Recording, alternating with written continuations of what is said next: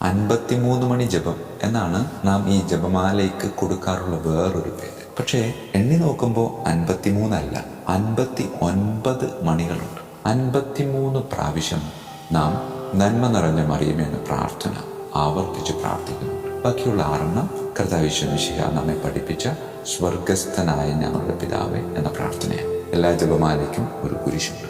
ആ കുരിശ് നാം കയ്യിലെടുത്ത് പിതാവിൻ്റെയും പുത്രൻ്റെയും പരിശുദ്ധാത്മാവിൻ്റെയും നാമത്തിൽ എന്ന കുരിശടയാളം വരച്ച് നാം ജപമാല ആരംഭിക്കുകയും ഈ കുരിശ് പിടിച്ചാണ് നാം വിശ്വാസ പ്രമാണം എന്ന പ്രാർത്ഥന പ്രാർത്ഥിക്കുന്നത്. അതിനുശേഷം സ്വർഗസ്ഥനായി ചൊല്ലുന്നു വിശ്വാസം, പ്രത്യാശ, ഉപവി എന്ന പുണ്യങ്ങൾക്ക് വേണ്ടി പ്രാർത്ഥിച്ച് പിതാവിൻ്റെയും പുത്രൻ്റെയും പരിശുദ്ധാത്മാവിൻ്റെയും നാമത്തിൽ നാം 3 നന്മ നിറഞ്ഞ മറിയമേ ചൊല്ലുന്നു. അതിനുശേഷം തൃത്വസ്തുതി ചൊല്ലുമ്പോൾ നാം വേറെ ഒരു മണിയും ഉപയോഗിക്കുന്നില്ല.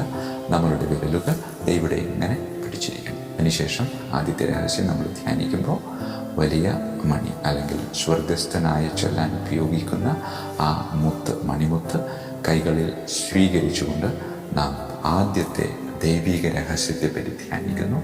അതിനുശേഷം സ്വർഗസ്ഥനായ എന്ന പ്രാർത്ഥന ചൊല്ലുന്നു.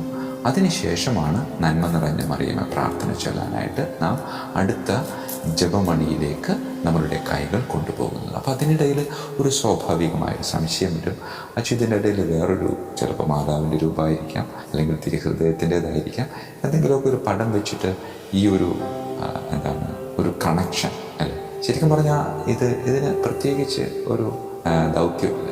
ഇത് ഈ ജപമണികളെ കൂട്ടിക്കെട്ടാൻ വേണ്ടി ഉപയോഗിച്ചിരിക്കുന്ന ഒരു ലോക്കറ്റ് മാത്രം. അതിനുശേഷം നമ്മൾ ആദ്യത്തെ 10 ജപമണികൾ നന്മ നിറഞ്ഞ മറിയുമെന്ന് പ്രാർത്ഥന ചൊല്ലി ആദ്യത്തെ രഹസ്യം അവസാനിപ്പിക്കുന്നു.